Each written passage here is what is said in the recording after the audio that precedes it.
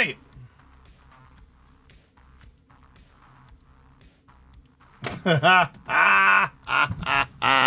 It's not your fault. Artist formerly known as Munchie. It is not your fault. Not your fault. I don't know why. For some reason, my cameras have been struggling to stay mounted. Giggity. On my system. So I don't know why. Don't know why it's working out the way it's working. Bless you. Bless you. Mount this. Just so you know, our mutual friend Pappy, Obi, he sent me a number to call for you. Does that still work? I want to make sure I was thinking about that today. Does that still work? Because I am exhausted. I'm exhausted right now.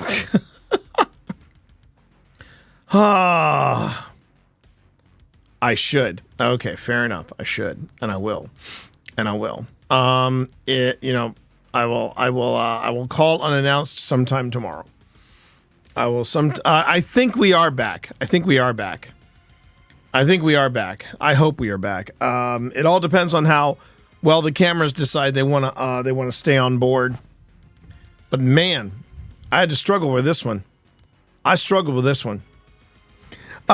So I wanted to give everybody a little bit of good news with the ups and downs of the day and ups and downs of the stream. Some good news. You're about to get a metric crap ton. Okay. Hold on. Well, I can always I can always text it to you as well.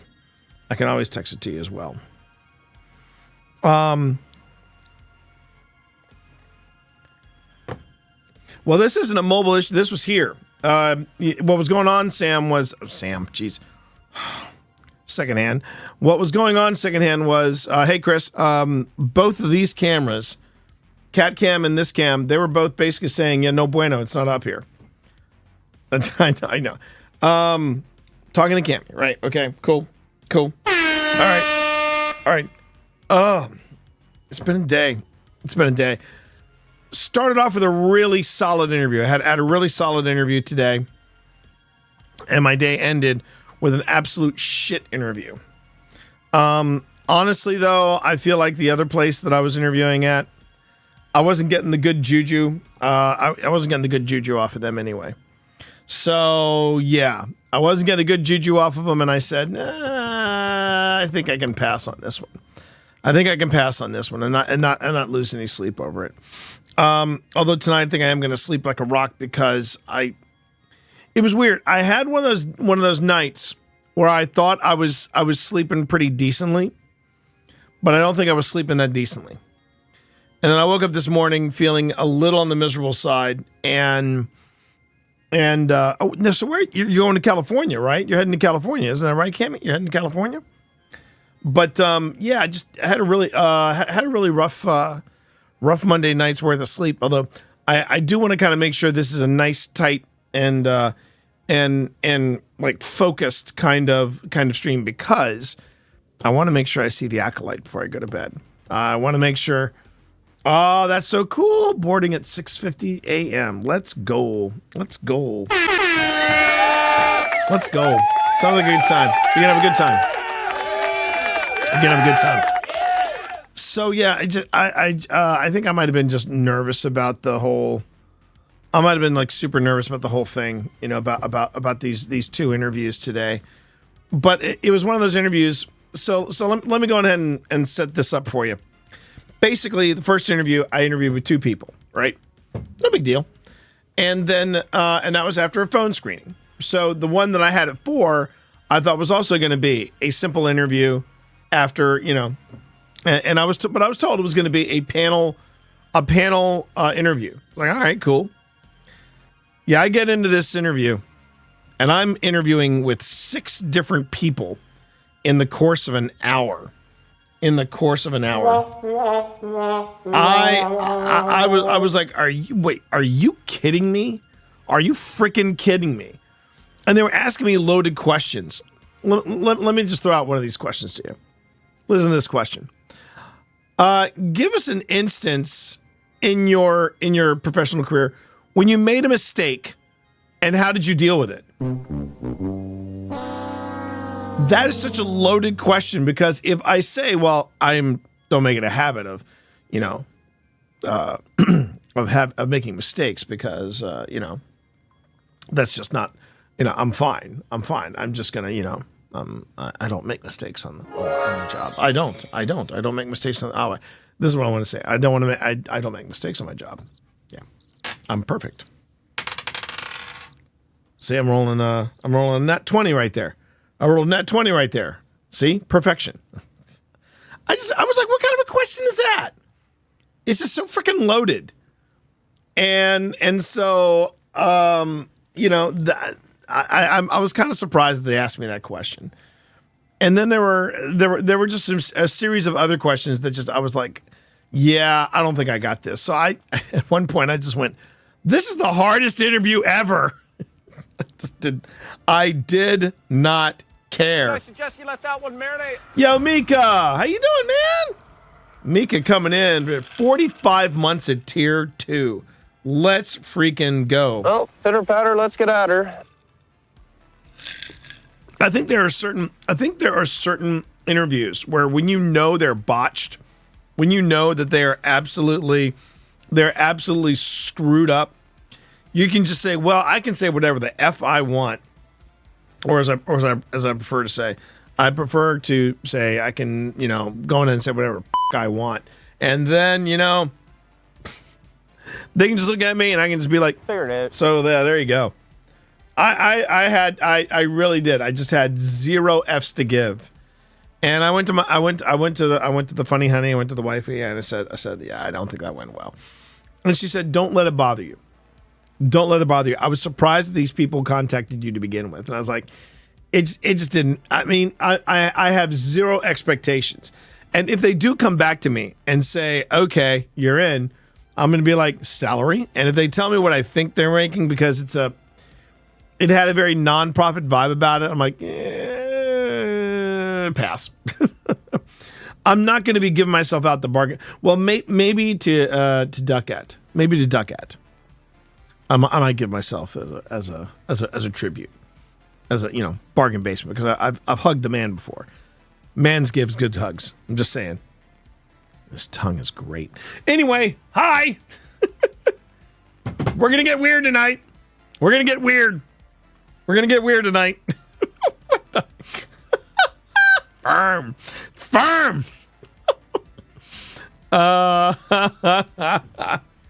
It's okay. It's okay, Cammy. I know Duck from another name.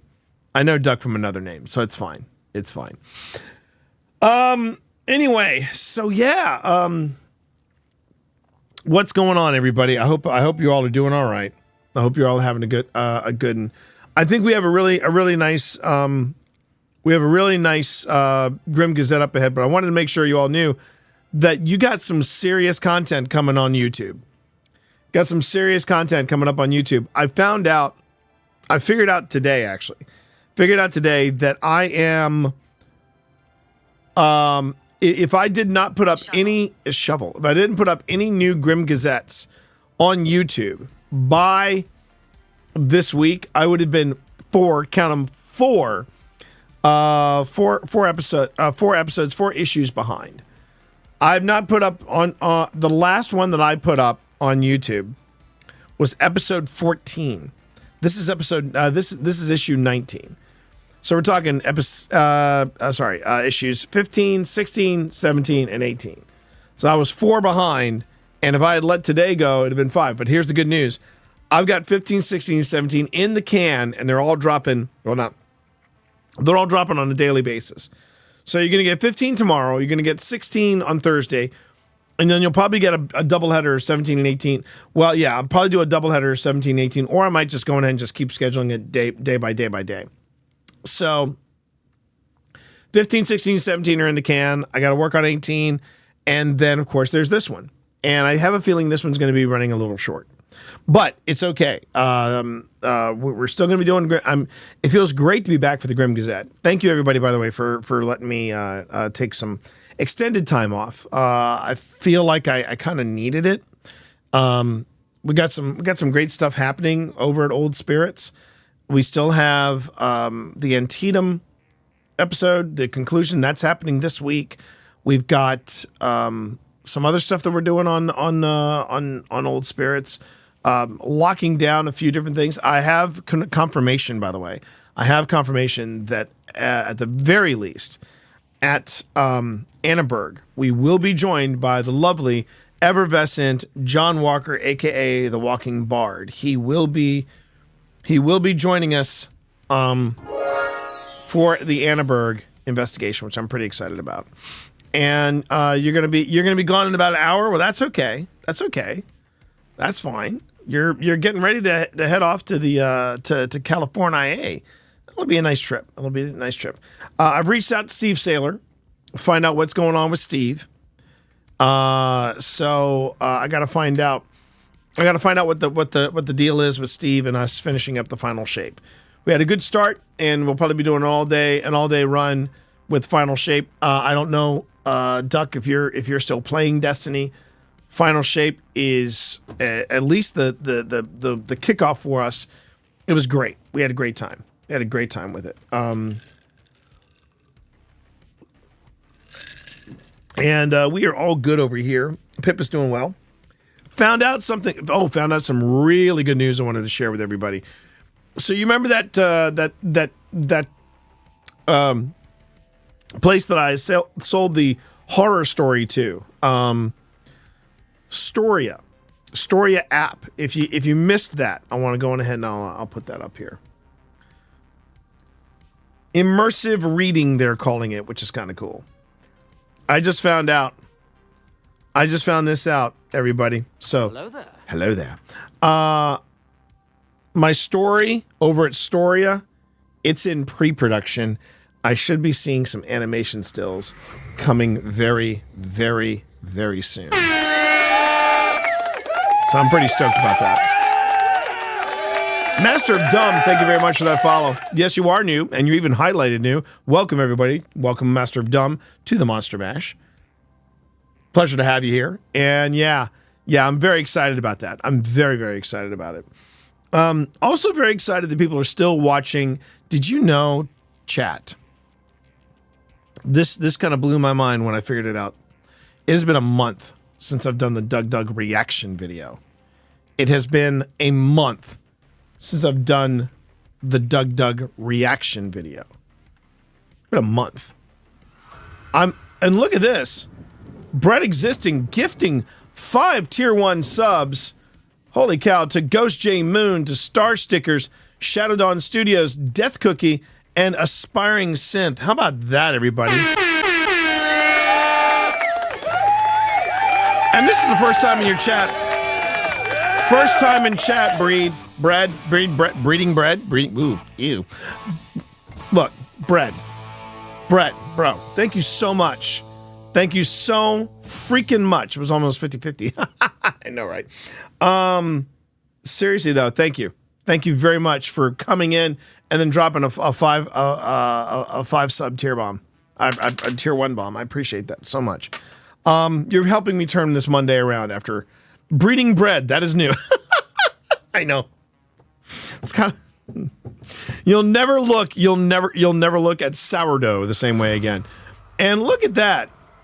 Bread dropping one more tier. Oh, kind of even it out. I see what you did there. 100 subs. There you go. Okay. Thank you very much for that. I appreciate it. Hope everybody is having a better start to the week. I had a bit of a misfire yesterday. But I'm good now. I think one of the things that's been helping me a bit, and you don't realize how big of a deal this is, because my buddy overseas, not Duck, but another buddy overseas, Big Marvinsky, has been riding me like Seabiscuit, telling me I need to finish Ted Lasso. I have not finished the final season of Ted Lasso. If you're wondering why, it's because it's the final season of Ted Lasso. And I really need to have as you know, I mean, I've got all these drop-ins, especially this one, which I'm pretty proud of. He's got cats on stream? I do. God, what can't T-Monster do? I'm not even being facetious. It's like a really good stream. I got me my Doug drop-ins, right? I got me my Doug drop-ins. I got me my you know, You're touring with your pals the other day. my letter Kenny. I have no Ted Lasso drop-ins. I need to fix that. Don't worry, Cammy. The cats are going to be on stream. Give me 1 second, because they need to be fed. So we feeding cats now. Are you guys ready? Are you guys? Yeah, I thought you. There's Benedict. There's Sebastian. Where'd you guys kick off the treats? Oh, it's around. No. Guys, what'd you do with the treats? I can't give you treats if you kicked out the treats and I can't find them. It's going to be a disappointment for both of you if I can't find the treats. Aww. I know, right? That's a disappointment. I know they're in here somewhere. I'm staring right at them, I think. There was a battle over the treats at one point. Oh, they got tucked in. Oh, the wifey tucked them in here.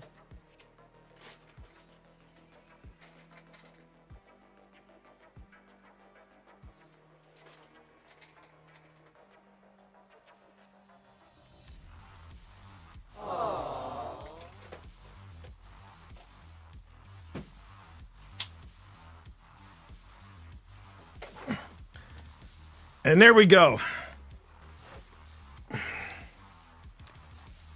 Evie does not come into my office for whatever reason. I've never understood that, but Evie does not come into the office. And I'm not 100% sure why.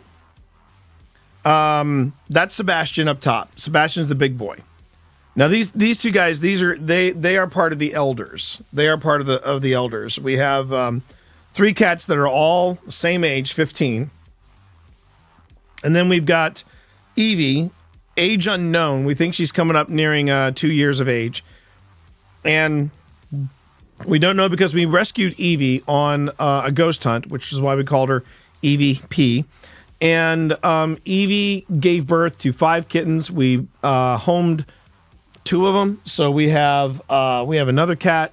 We have 3. Actually, we have 3 other cats, which are kittens. They haven't even reached a year old yet, but they're getting there. He does have a lot of floof there, Master. He does have a lot of floof, and he's a big boy. He's a big boy. We're lucky. We got great cats. We got great cats here. But the kittens, I believe the kittens are upstairs, probably passed out as they are wont to do. And as Cammie just pointed out, yes, those are the 3 other kittens, Dorito, Hudson, and Hicks. And if they come in here, I'll make sure to point them out to you. But I did have I had a great start to this morning. I had a really good interview with a company, and hopefully I'll be hearing from them. Actually, I should be hearing from them very soon because they actually contacted me and said, we'd like to have you come back. So it's like, okay, good. I didn't screw anything up there. And it's always nice when you don't screw up an interview. And then I have another interview at the end of this week. So things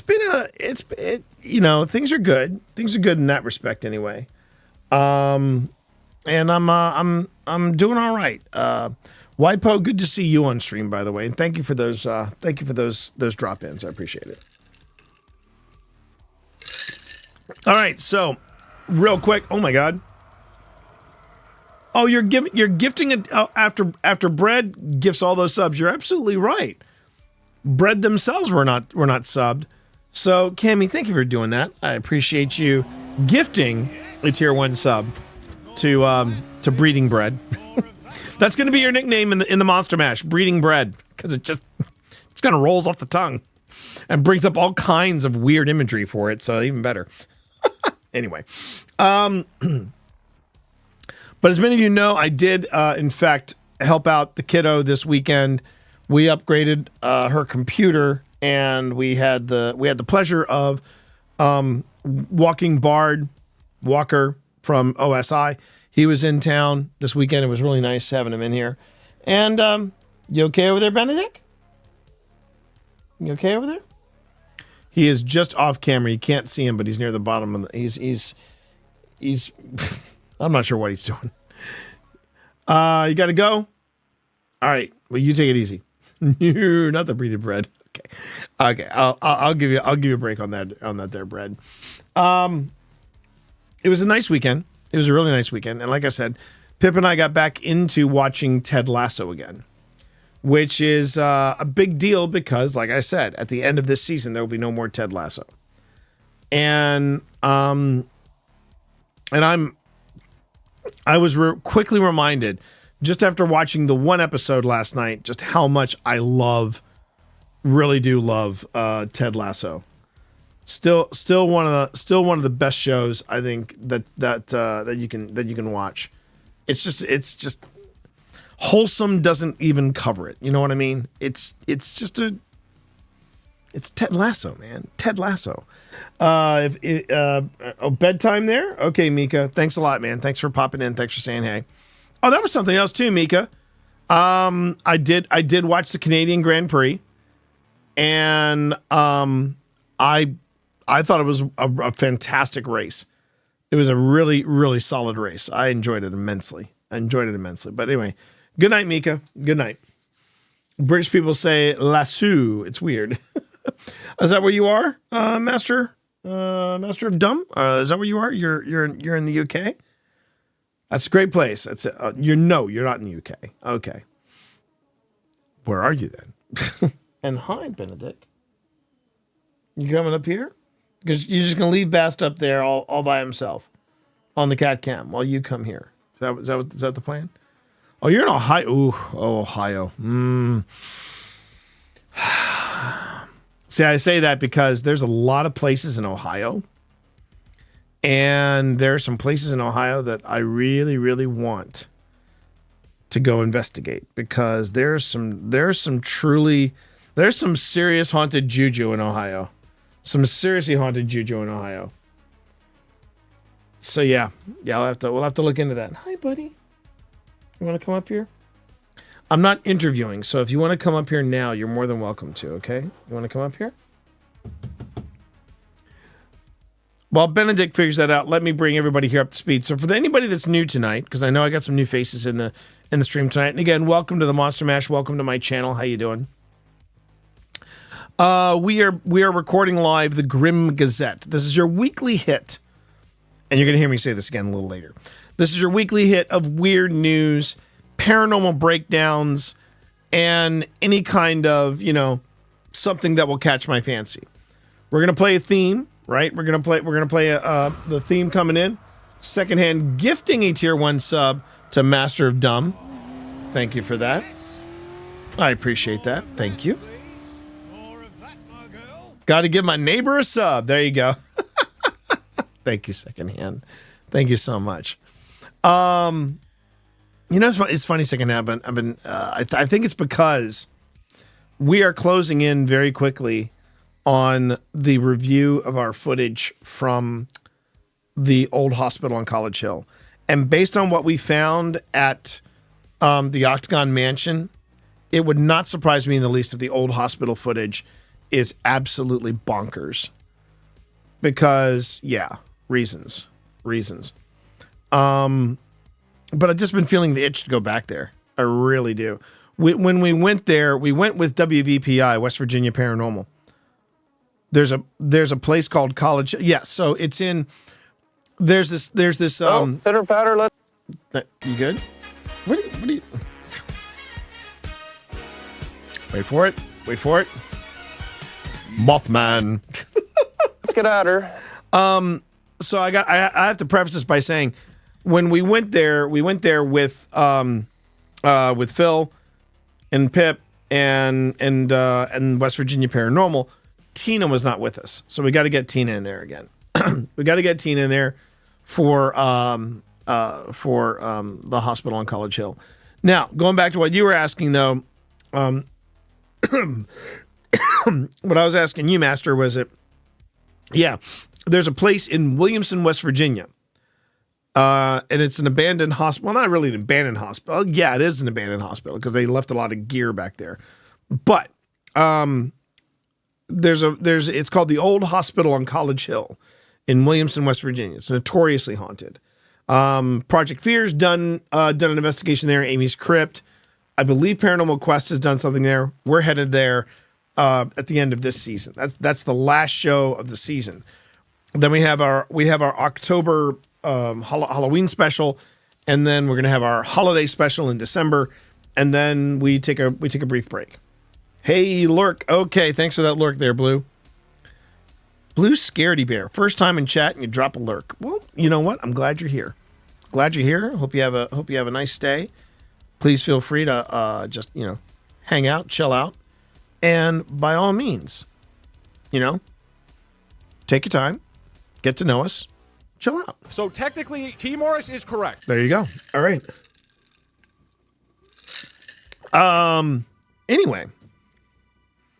That is what, so yeah, I've just been feeling an itch to get back there. So what's going to happen though tonight is I'm going to play the theme. We do the first part. And the first part is weird news and some paranormal clips. And then I take a break. We all take a break. And then the second half is my deep dive. So that's what's the plan for tonight. And if you're curious about what's going on, if you're curious about what the programming is going to be, anything like that, feel free to ask because that's what we're doing. I know I got to find out where my water went. I think I might have left my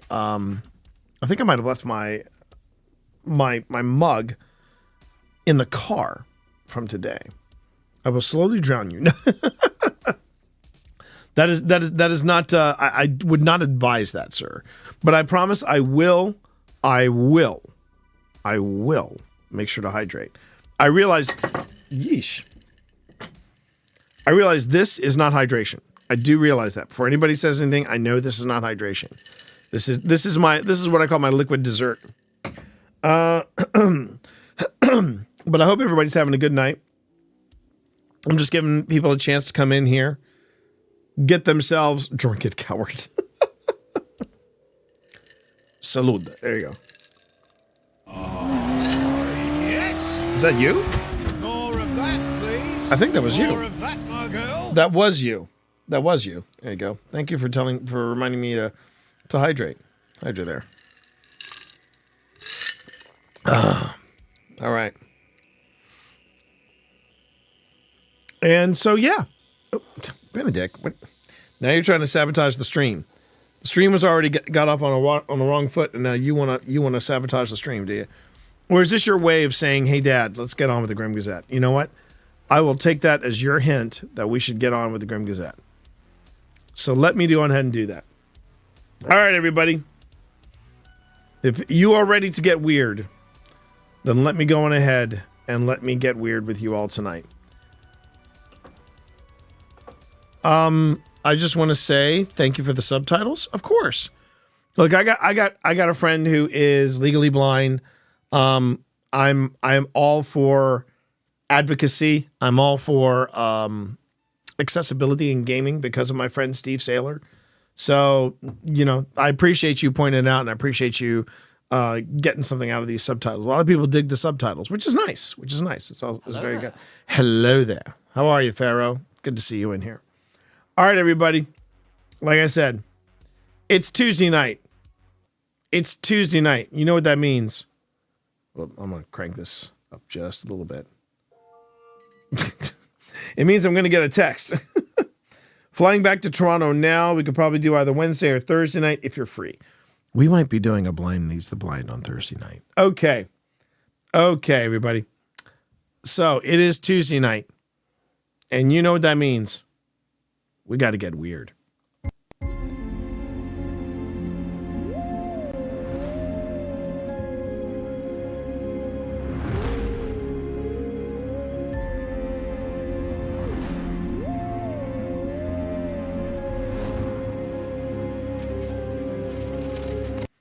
It is issue 19.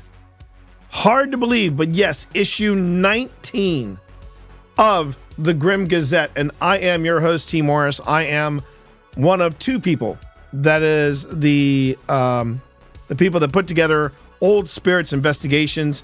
And if you are not familiar with Old Spirits Investigations, you can get familiar with Old Spirits Investigations by paying us a visit here. This is also the Grim Gazette, where we provide a weekly hit of weird news, of paranormal analysis, and a deep dive into something happening in the paranormal community. You can call me T, you can call me Team Monster, you can call me Twitch Dad. And you too can be a part of the Grim Gazette if you join our Discord. If one of my mods could drop a link in the Discord, that'd be great. You go into Discord, and once you get all signed up and everything, you'll see that there is a room called Grim Gazette. That's where you go in and you can pick up your latest of paranormal clips that may need a second look or a third look, or just weird news, or just something that makes you grin. You know, one of those kind of news stories. That is what is going on every Tuesday night here, starting at 7 o'clock, but I had a late dinner, so we were a little late tonight. And we are starting off this issue of the Grim Gazette with the following. Here we go. Rare 7-foot fish washed ashore on Oregon's coast garners worldwide attention. Look at that whopper. Good gravy. Look at that whopper. Who's this nut togger? Let's find out. Let's find out, shall we? Gearhart, Oregon. A massive rare fish, thought to only live in temperate waters in the southern hemisphere, has washed up on Oregon's northern coast, drawing crowds of curious onlookers intrigued by the unusual sight. The 7.3 foot or 2.2 meter hoodwinker sunfish first appeared on the beach in Gearhart on Monday, the Seaside Aquarium said in a media release. It was still on the beach on Friday and may remain there for weeks, the aquarium said, as it is difficult for scavengers to puncture its tough skin. Photos provided by the aquarium showed a flat, round gray fish lying on its side in the sand. Photos of a person kneeling next to it and another of a pickup truck parked next to it gave a sense of its large size and scale. The stir it has created on social media prompted a New Zealand-based researcher, or I should say it this way, a New Zealand-based researcher who has studied sunfish to contact the aquarium. After looking at photographs of the fish, or since it's, New Zealand, after looking at photographs of the fish, Marianne Nygaard was available to confirm it was indeed a hoodwinker sunfish. A hoodwinker sunfish. I am so glad my wife is not in chat right now. Rarer than the most common ocean sunfish.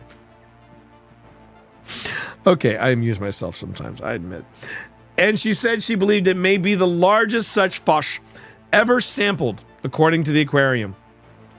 In a research published in 2017, Nygaard discovered through genetic sampling and observation that the hoodwinker sunfish, or mulateca, was a different species than the ocean sunfish, mola mola. Teca in Latin means hidden or disguised, referring to a new species that has been hiding in plain sight, the aquarium said. So, there you go. That is a big fish. That is a really big fish. I think it's freaking huge. Okay. This is great. You want a hug? Okay. No hugs. I guess you do want a punching. Now, if I want a punching, I'll go in. I'll go into a Maori bar and go, "Brew, anybody want to get some fish and chips?" And then the fists are gonna start to fly. Hi, baby. Hi, baby. And you're just in time to hear about our next story, which is YouTuber charged for having a helicopter blast a Lamborghini with fireworks, authorities say. Who's this nut togger? Here we go. Here we go, everybody. A YouTuber who specializes in car shenanigans, is facing federal charges after authorities said he directed a video in which two people in a helicopter blasted fireworks at a speeding Lamborghini from above. You know, I mean, it could have been worse. He could have been like, you know, shooting fireworks at a McLaren, and then my wife would have gotten super pissed. Okay? Gotten super pissed. But there you go. Alex Choi, 24, moron, is charged with causing the placement of an explosive or incendiary device on an aircraft, the Department of Justice announced Thursday. If convicted, Choi faces a maximum of 10 years in a federal prison. Figured it. Oh my God, seriously, dude. Hey, he did it for the lols. There you go. Doing it for the lols, everybody. Okay, so yeah. Prosecutors allege that Choi posted a video last July made without filming permits entitled "Destroying a Lamborghini with Fireworks." The video has since been taken down, but authorities says it shows Choi pressing a fire missiles button while two women on board a helicopter shoot fireworks at the sports car as it races across a desert landscape. Officials believe the video was taken at the El Mirage dry lake bed in rural San Bernardino County, about 60 miles or 97 kilometers north of downtown Los Angeles. Choi did not immediately respond to requests for a comment that the Associated Press sent him via Instagram, nor to an email sent to his talent agency. And I bet his talent agency is so proud. I bet they're so proud. Choi, who has over 1 million followers on Instagram and nearly that number of subscribers on YouTube, entertains his audience with what he calls the greatest car shenanigans. Other stunts of his include filming his passengers as he rapidly accelerates and taking a Lamborghini through a gas station car wash. A spokesman from the Department of Justice said that Choi appeared in court on Thursday and a federal magistrate judge ordered him released on $50,000 bond. His arraignment is scheduled for July 2nd. No plea was taken. For the lols, baby. For the lols. Oh, my Lord. I'm just sorry. I have no sympathy for I have no sympathy. For those of you who are new to this stream, I really do not have any sort of sympathy for tattery like that. I really do not. I'm not a big fan of Lamborghinis either, the secondhand. That's why I'm saying if it had been a McLaren, I would have been really pissed. Because McLarens are damn sexy cars. That's the thing. I can honestly say I didn't even know McLaren had like a luxury car. If I could have a luxury car, if I could have one luxury car, it was once upon a time, it was an Aston Martin. Because I mean, you know, the Bond fan in me, I love me an Aston Martin. Did I just censor myself? Yeah. Yeah. I'm trying to keep this channel as family friendly as possible. And because I've got this brand new soundboard with all the bells and whistles, including a button to make sure that if I say shit, or if I say I don't know, you know, there's that. Thank you. Welcome to my stream. But now that I've gotten involved in F1 and I've been watching, and I've been watching some folks like Team McLaren, and then I saw a McLaren up close and personal. One of those. That's a sexy car. That is a fucking sexy car, McLaren. I love it. Okay, let's get back to it. I like this one, and this one's on brand. Everybody, this one's definitely on brand. Ghostbusters superfan collects 2,012 pieces of memorabilia. I respect the hell out of this man. I do. I respect the hell out of this man. Darren McQuaid earned a Guinness World Record for his collection That's what I appreciate about you. 2,012 pieces of Ghostbusters memorabilia. June 7th. British man British man with a record-breaking collection of 2,012 items related to his favorite film franchise, said being in his home is like living in a Ghostbusters museum. Darren McQuaid's collection of 2,012 pieces of Ghostbusters memorabilia took the Guinness World Record from an Ohio man. Sorry about that, master. Sorry about that. From Ohio man Robert O'Connor, whose collection was tallied at 1,221. Oh, that was Marv dropping the shovel. What's up, Marv? What's up? It is essentially like living in a Ghostbusters museum, McQuaid told Guinness World Records. McQuaid, whose rarest items include a Ghostbusters 2 Christmas cracker box and a Ghostbusters stunt kite, recently appeared as an extra in the latest Ghostbusters film. The collector worked as a professional musician and said he often works a Ghostbusters theme into his tricks. I love mixing Ghostbusters with magic. Whenever I learn or invent a new trick, I always see if I can add a Ghostbusters theme to it. That doesn't always work, but I love it when it does, he said. McQuaid says he hopes to keep growing his collection. Hopefully I'll be celebrating the 50th anniversary with an even bigger collection, he said. I seem to run out of space about once a year, but always find room for more. So good on you, mate. Good on you, mate. I'm going to go get a Lamborghini and a helicopter and go get that guy. Just a flyby. Sleepy wanted to say hi before I went to bed. Okay, good night, Marv. Love you, buddy. You have a good night's rest. Thanks, man. Oh, he's even got a personalized Ghostbusters outfit. That's awesome. That's awesome. I actually know that Ghost Stop in Lynchburg sell them. It's been tempting.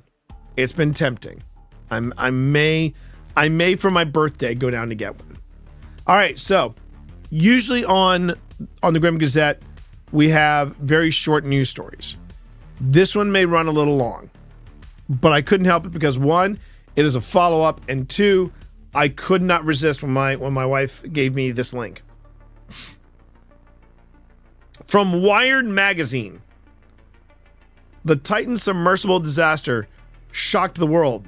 The exclusive inside story is more disturbing than anyone imagined.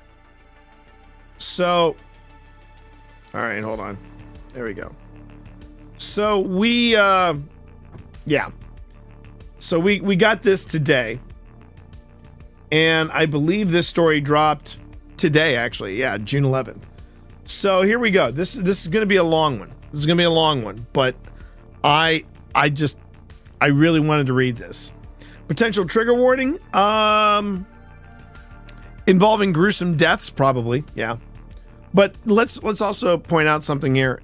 The transcript, the supposed transcript that was released on the interwebs that came out of this disaster, yeah, it was faked. That was fake. So I think you all should know that is definitely fake. But let's take a look at this. And again, this is going to be long. We're going to go long, but I really thought we should cover this. From Wired Magazine, the Ocean Sciences building at the University of Washington in Seattle is a brightly modern 4-story structure with large glass windows reflecting the bay across the street. On the afternoon of July 7th, 2016, it was being slowly locked down. Red lights began flashing at the entrances as students and faculty filed out under overcast skies. Eventually, just as a handful of people remained inside, preparing to unleash one of the most destructive forces in the natural world, the crushing weight of about 2.5 miles of ocean water. In the building's high-pressure testing facility, a black pill-shaped capsule hung from a hoist on the ceiling, about 3 foot long. It was a scale model of a submersible called Cyclops 2, developed by a local startup called OceanGate. The company's CEO, Stockton Rush, had been The company's CEO, Stockton Rush, had co-founded the company in 2009 as a sort of submarine charter service, anticipating growing need for commercial and research trips to the ocean floor. At first, Rush acquired older steel hub subs for expeditions. But in 2013, OceanGate had begun designing what the company called a revolutionary new manned submersible. Among the sub's innovations were its lightweight hull, which was built from carbon fiber and could accommodate more passengers than the spherical cabins traditionally used in deep sea diving. By 2016, Rush's dream was to take paying customers down to the most famous shipwreck of them all, the Titanic, 3,800 meters below the surface of the Atlantic Ocean. Engineers carefully lowered the Cyclops 2 model into a testing tank nose first, like a bomb being loaded into a silo, and then screwed on the tank's 3,600-pound lid. Then they began pumping in water, increasing the pressure to mimic a submersible's dive. If you're hanging out at sea level, the weight of the atmosphere above you exerts 14.7 pounds. Let me try that again. If you're hanging out at sea level, the weight of the atmosphere above you exerts 14.7 pounds per square inch, or PSI. The deeper you go, the stronger that pressure. At the Titanic's depth, the pressure is about 6,500 PSI. Soon, the pressure gauge on UAW's test tank read 1,000 PSI, and it kept ticking up. 2,000 PSI, 5,000 PSI. At about the 73-minute mark, as the pressure in the tank reached 6,500 PSI, there was a sudden roar, and the tank shuddered violently. I felt it in my body, an OceanGate employee wrote in an email later that night. The building rocked, and my ears rang for a long time. Scared the shit out of everyone, he added. The model had imploded thousands of meters short of the safety margin OceanGate had designed for. In the high-stakes, high-cost world of crude submersibles, most engineering teams would have gone back to the drawing board and at least ordered more models to test. Rush's company didn't do either of those things. Instead, within months, OceanGate began building a full-scale Cyclops 2 based on the imploded model. This submersible design, later renamed Titan, eventually made it down to the Titanic.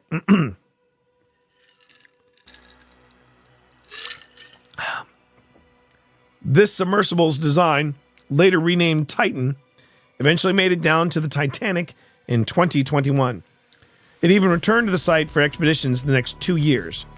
But nearly 1 year ago, on June 18th, 2023, Titan dove to the infamous wreck and imploded, instantly killing all 5 people on board, including Rush himself. The disaster captivated and horrified the world. Deep sea experts criticized OceanGate's choices, from Titan's carbon fiber construction to Rush's public disdain for industry regulations, which he believed stifled innovation. Organizations that had worked on with OceanGate, including the University of Washington as well as the Boeing Company, released statements denying that they contributed to Titan.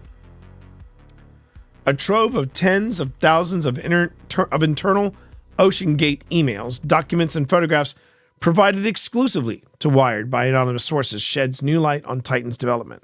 From its initial design and manufacture through its first deep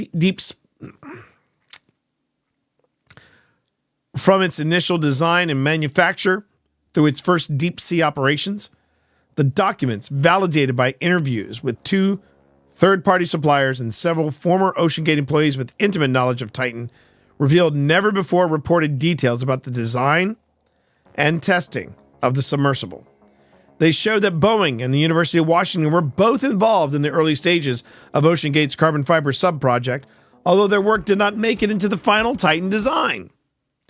The trove also reveals a company culture in which employees who questioned their boss's high-speed approach and decisions were dismissed as overcautious or even fired. The former employees who spoke to Wired have asked not to be named for fear of being sued by the families of those who died aboard the vessel. Most of all, the documents show how Rush, blinkered by his own ambition to be the Elon Musk of the deep seas. Well, there's your problem right there. There's your problem right there. I want to be the Elon Musk of the ocean. Yeah, okay.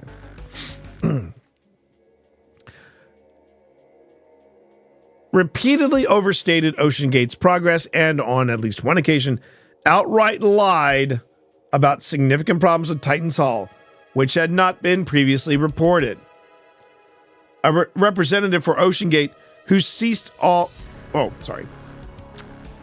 A representative for OceanGate, which ceased all operations last summer, declined to comment on Wired's findings. And there he is. There he is, OceanGate CEO Stockton Rush aboard Cyclops 1 in 2015. And now he is pretty much just a mist scattered within the Atlantic Ocean. All right, so let me take this break in the article here, and let me look at chat real quick. Let's remind you people that OceanGate 2.0 will most likely not make it there, either because it's not for that depth. Probably, that's probably true. We don't know crap about the ocean. That's true. That is true. You know, I would say the ocean is truly the final frontier, next to, of course, space. And both are they do share something in common. The ocean and outer space both share something in common. They are out to kill you. They are out to kill you.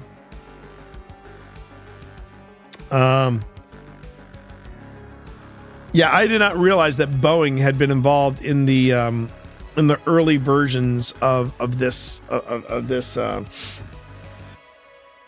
absolute CF. That's crazy. No one should describe themselves as the Elon Musk of anything. You know, a funny thing about Elon, when you look at what had happened with Elon and Twitter, before then, he was considered something of a maverick, something of an eccentric, but for the most part, people were willing to give Elon a pass because SpaceX, because PayPal, because of all these things, because of Tesla. And then it was just like he took over Twitter, and it's been just one disaster after the next. I mean, you know, the platform formerly known as Twitter. But he takes over Twitter, and then he names it X for no good reason other than to say it's X, right? And then there's the thing with the sign, which he had to take down for a number of reasons. And then there was all the layoffs, and then finally all the just all the weird firings over at the platform formerly known as Twitter. And then we had the Cybertruck. And it's just been it wasn't like the emperor has no clothes when Elon took over Twitter. It was more like the emperor has taken his entire wardrobe, doused it in kerosene, and lit that sucker on fire. So yeah. You know, heading out? Okay, Chris, no problem. If you're going to a supernatural aspect of it, there's a bunch of rich people trying to go visit a bunch of poor dead people on a ship that was left behind to die by rich people. But keep in mind, a lot of the rich people did die on that. Quite a few. Because they had launched some of the boats a little prematurely. A lot of their rich friends got stuck on the Titanic. Let's not forget that.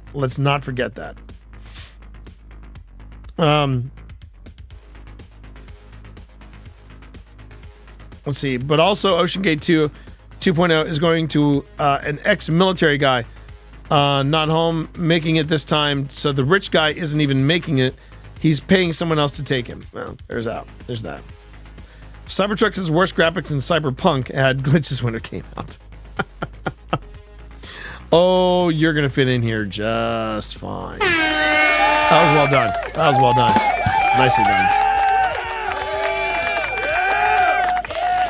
Some premature ejection tea? I don't...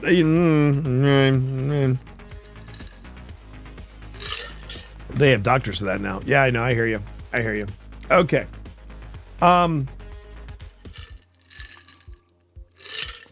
So we are going to continue the story. There's a lot more to it. Remember, it's a Wired story, so we're going to go a little long with it. I know that's what she said. But we're gonna finish this because I'm digging this already. I'm loving the direction of this story, but I should get some more hydration because I have a feeling I'm gonna need it. Aster is still there, but yeah, a lot of third classers didn't make it, and that's very true. Very true. It is a maritime disaster of epic proportions, to say the least. Now, this is not our official break, but I want to just go and get some more hydration. So I just shouldn't be long. I'll be right back, okay? Talk amongst yourselves, everybody.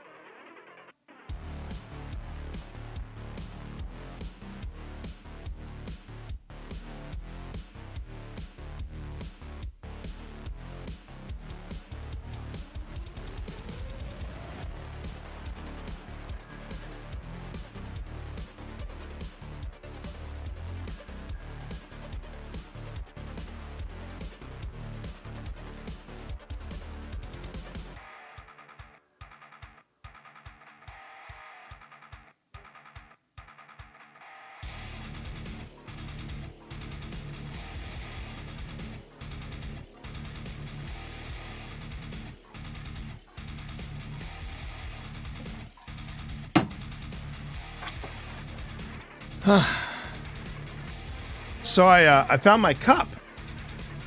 I found my hydration cup. It was literally on the other desk. Keep those peepers peeled? What? What's going on that?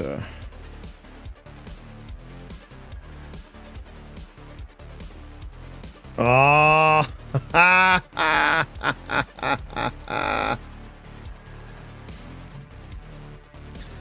So I'm laughing because Phil is on the way to do some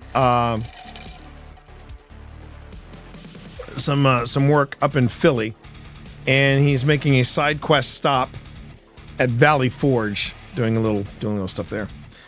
The Sebastian emote you have isn't fluffy enough. What will you do to rectify this? Make more.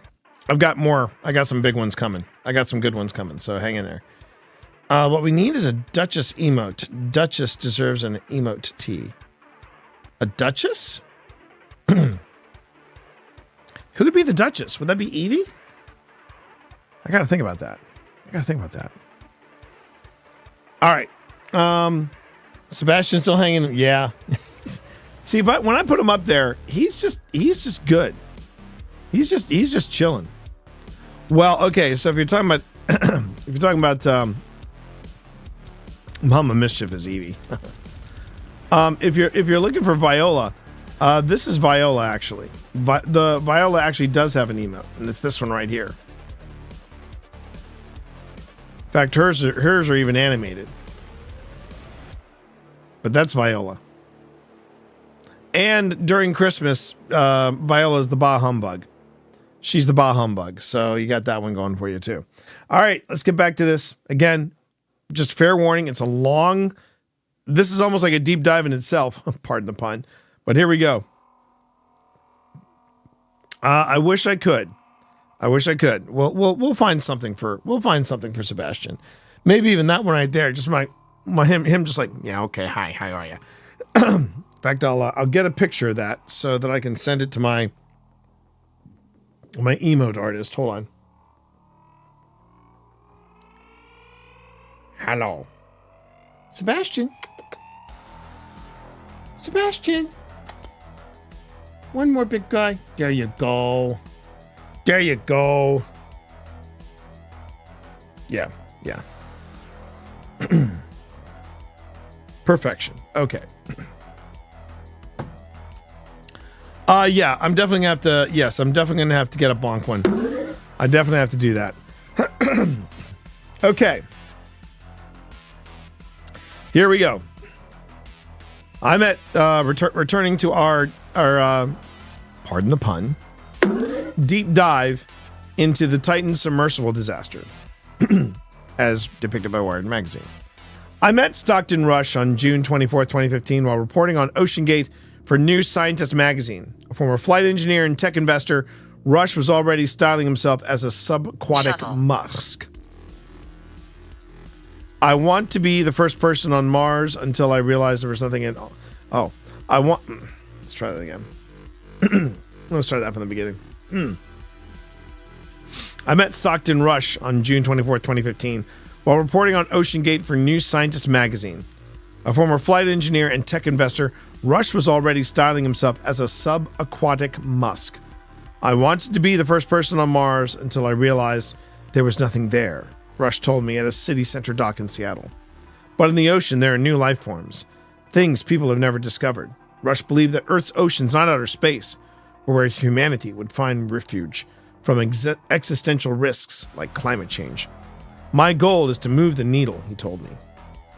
Around us, employees are prepping OceanGate's prototype submersible, the Cyclops 1, for its deepest dive to date. The sub was a cylindrical steel-hulled design rated for dives up to 500 meters.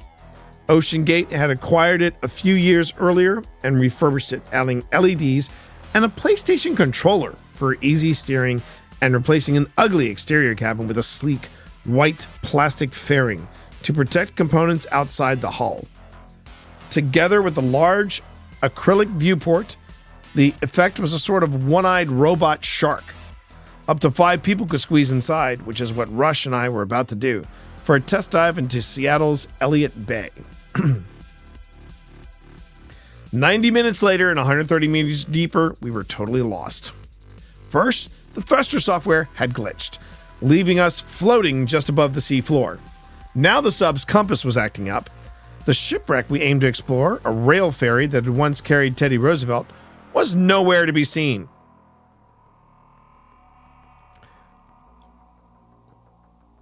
All I could spy outside the Cyclops' forward dome was the occasional salmon dancing in the frigid water.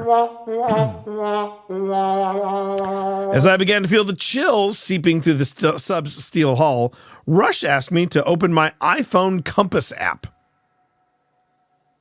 He wanted to compare it to one on his phone. The headings did not match, but he rebooted the thrusters, and we set off in what he was pretty sure was the right direction.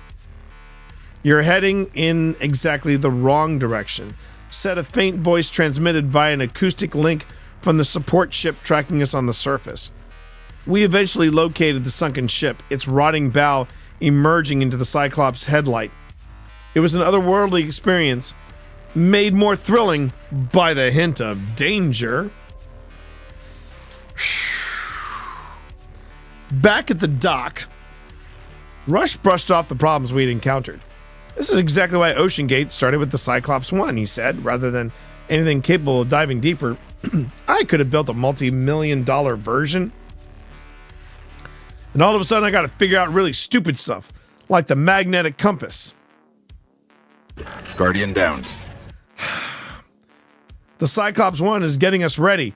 When we do the Cyclops 2, then all these bugs will be out." The Cyclops 2, which Rush renamed Titan in 2018, was already on the drawing board, and Rush believed he had the biggest bug: how to make a vessel that could safely dive 20 times deeper than America's nuclear subs worked out. He would use a modern wonder material, carbon fiber. Carbon fiber.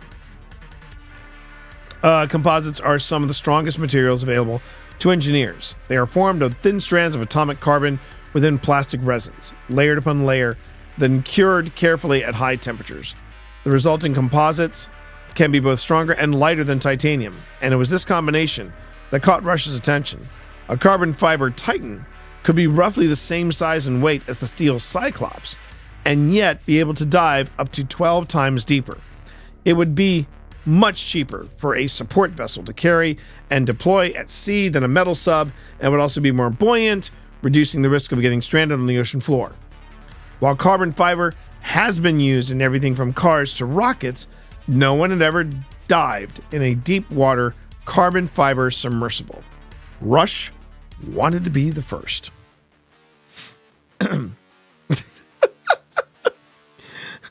breaking for a moment to catch up with Walking Bard. You know, T, this whole article is telling me one thing. This guy was a complete moron. Oh, come on. You're not telling me you don't look at a picture of this guy and not think, What a cutie. come on.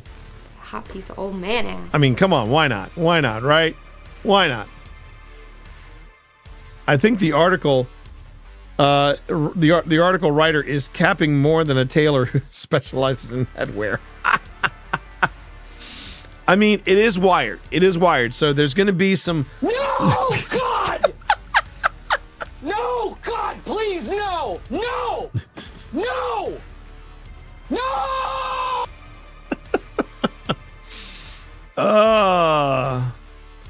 Salmon don't live in the ocean. Fair enough. And there was the bonk. And there was the bonk, everybody. There was the bonk. Oh, man. Okay.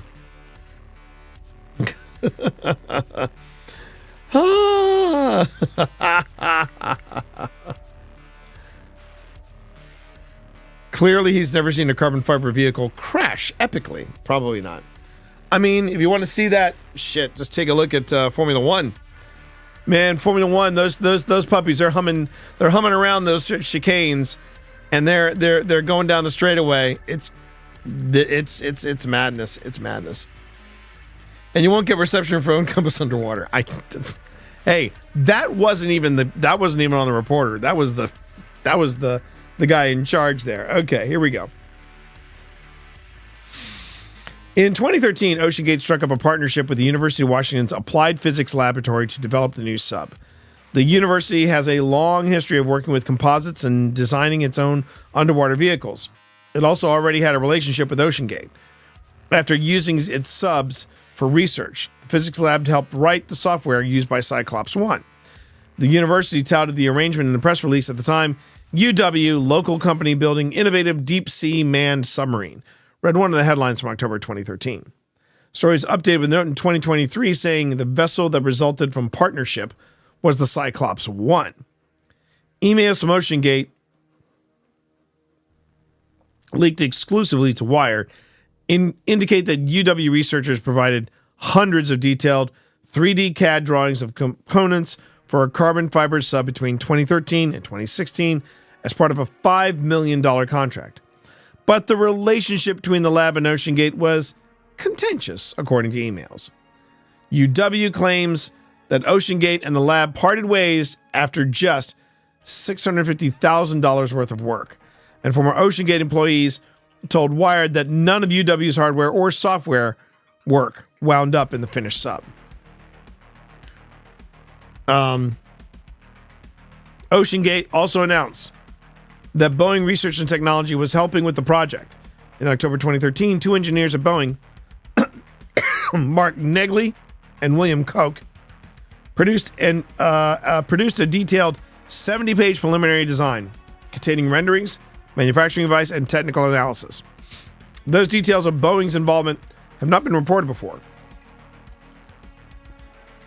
Boeing was not a partner on the Titan and did not design or build it. Jessica Knoll, a spokesman for Boeing, said in a statement.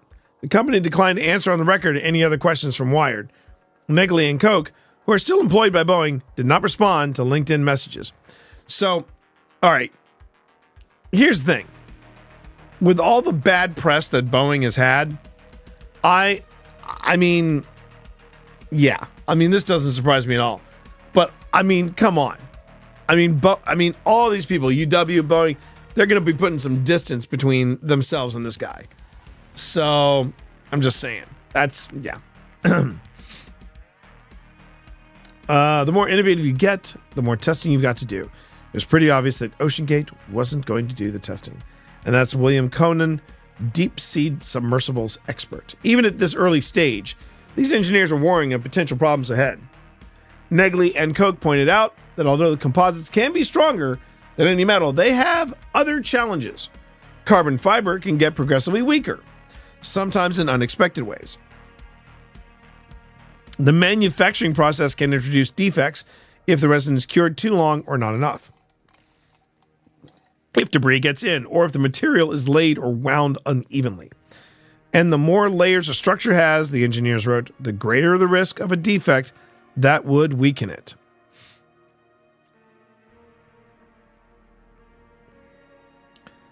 Titan would ultimately have 660 layers of carbon fiber. To mitigate these risks, the Boeing engineers suggested a rigorous quality assurance process. During manufacture and ultrasound testing of the hull after it was made, ultrasound scans could find defects or delaminations in the hull, places where the carbon fiber layers had separated.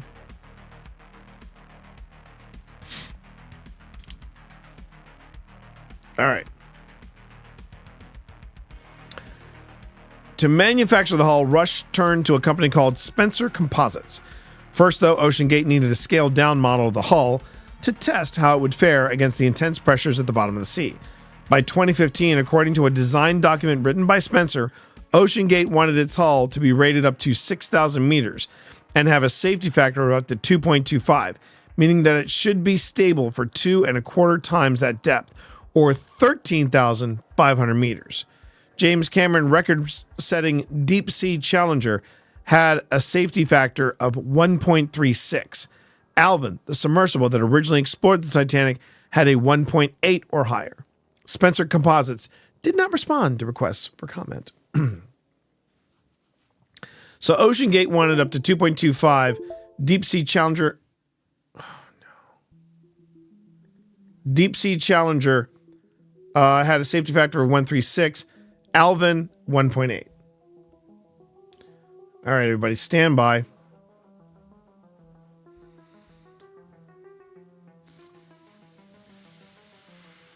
Because I just heard the chime of death.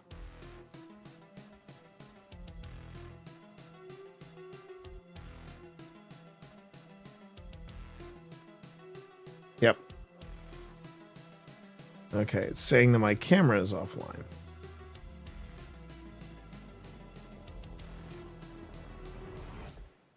Give me a second, everybody, here.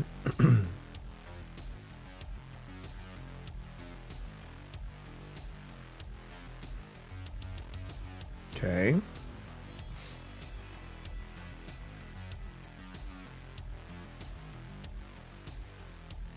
All right. All right, I think we're good now.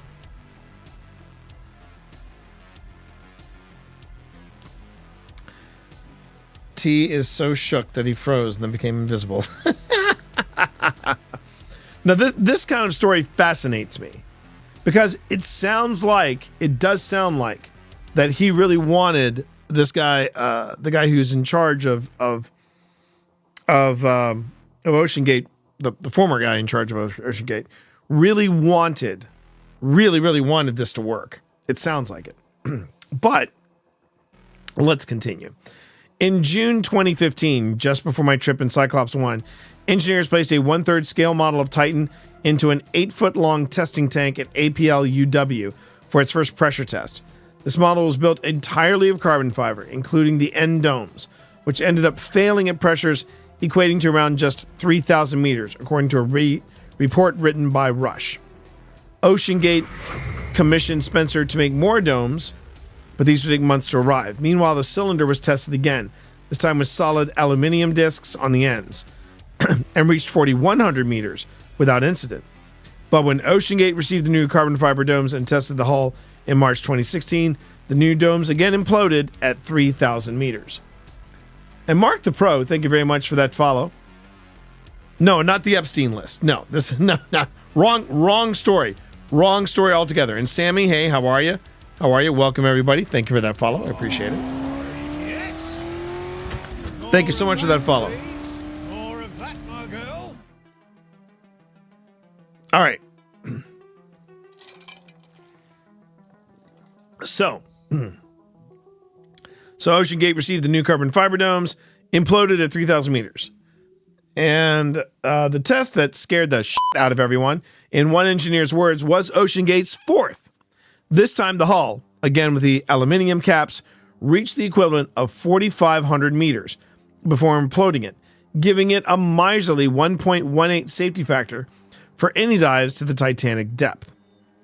And remember, that was a 1.18 safety factor, whereas Deep Sea Challenger had 1.36, and the Alvin, which was the submersible that originally explored the Titanic, had 1.8 or higher. Okay. And that's what it looks like. That's what the damage to the scale model looked like. Yeah, great. That's great. This is all testing, by the way. This is all testing. Wait, what happened here now? What happened here? Sorry, I'm lost here. We will start bringing up possible internet videos that will cause someone to be traumatized, let alone let them see videos that are not appropriate. Do it again. Okay. All right. So for anyone that's dropping that kind of stuff into chat, all right. So let me back up a bit.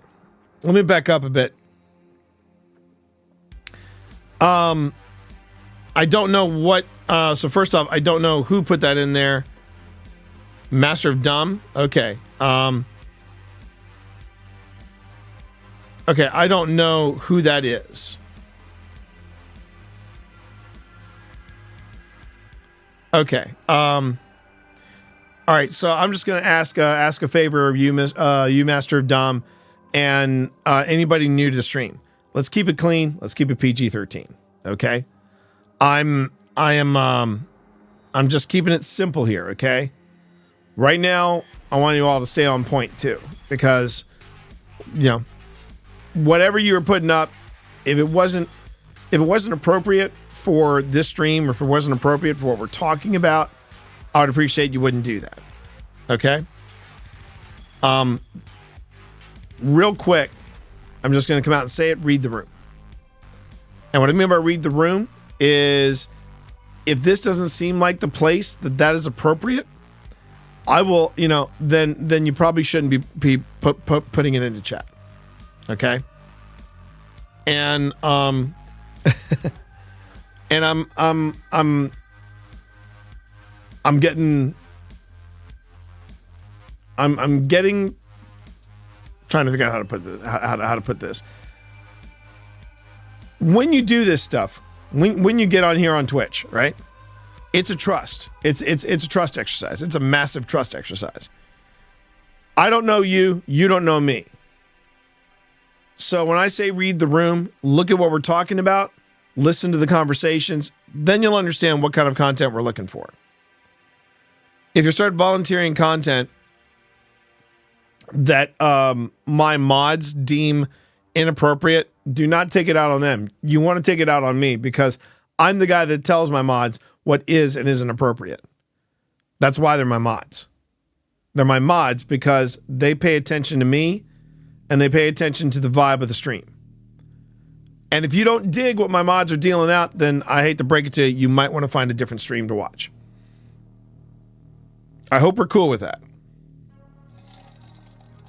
And if we are cool with that, please give me a yo in stream, please. That way I know everybody got the answer. Real simple. Just go ahead and say ayo. And I know that we're all talking. Okay. So let's get back to this. Because this is way more interesting than Mr. Hands. Over the next months, we will analyze the data in detail and then run a test with a new cylinder through at least 1,000 cycles to confirm its durability, Rush wrote to shareholders this time. That replacement scale model was not made, and the new test never happened, former employees tell Wired, in part because Rush trusted OceanGate's computer models. Even when OceanGate decided to change the domes in the final decision, even when OceanGate decided to change the domes in the final design from carbon fiber to titanium, Rush didn't commission models to test the interactions between the new materials. One former employee who was familiar with Rush's decision said the CEO balked at the high price tag. The modeling says it's okay. The analysis says it is okay. One former employee says, "We build airplanes with the same type of analysis, and then we go throw people in them." Oy. But a low pressure environment like flying is different from a high pressure one. Sammy D, thank you very much for that follow. Do appreciate it. Carbon fiber is inherently stronger when holding pressure in, like what happens with an aircraft in the stratosphere, than when keeping pressure out, as happens underwater. And all cylindrical vehicles resist buckling. Okay. And all cylindrical vessels resist buckling better when the air pressure is higher inside. Submersible experts not associated with OceanGate told Wired that they would do much more testing on a new design. We did at least 10 scale model pressure hulls that we tested to destruction, said Adam Wright, an engineer who had worked on Explorer Sea Forest 2005 carbon fiber sub, which was shelved after Fawcett died in a plane crash. And that was for a submersible that would be only used for a single mission. OceanGate was planning to use its submersible repeatedly, up to 10,000 times, according to internal design documents. Carbon fiber is a very sensible material if it's been engineered correctly and manufactured in a controlled way, said Chase Hoboboom. Hogoboom? Hogoboom. Kind of dig that name, Hogoboom. President and co-founder of Composite Energy Technologies, which has successfully tested small carbon fiber vessels to the equivalent of 6,000 meters hundreds of times. It takes millions of dollars and many years, but it's not rocket science. It's just connecting the dots. OceanGate tested the model hull to destruction only once and never used the titanium components that would become fixtures on the final sub. Instead, the company simply increased the thickness of the carbon fiber hull in its design specs from 4.5 to 5 inches and commissioned Spencer to build the real thing. Later, OceanGate engineers found that Titan's full-size hull was too thick for portable ultrasonic scanners, and a coating Spencer had applied to it would further block the signals. Rush decided that moving the entire sub to a lab for scanning would be too expensive, says a former employee who is familiar with Rush's thinking. As a result, no scans were made, going against the advice of both Boeing and OceanGate engineers. So there's your key components. That was basically how they built the sub. So, yeah. Oh, I'm still in intermission. That's right. Thank you. All you missed was text. But at least you've got now you got the submersible. I don't know if I'm going to be able to read this entire article. One, Wired might get pissed at me. And two, there's a lot to this article. Let me just see here. I just want to see how much we have left of the article. Whoo! Oh, this is a beefy article.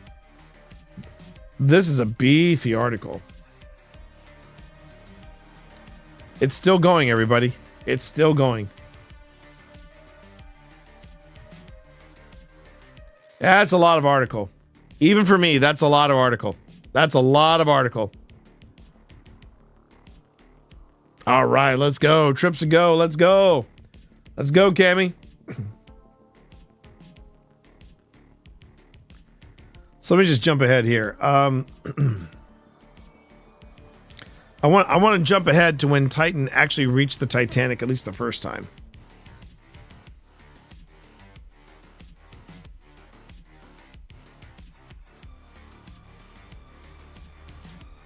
Okay, I think this might be it. Okay. Let's start here.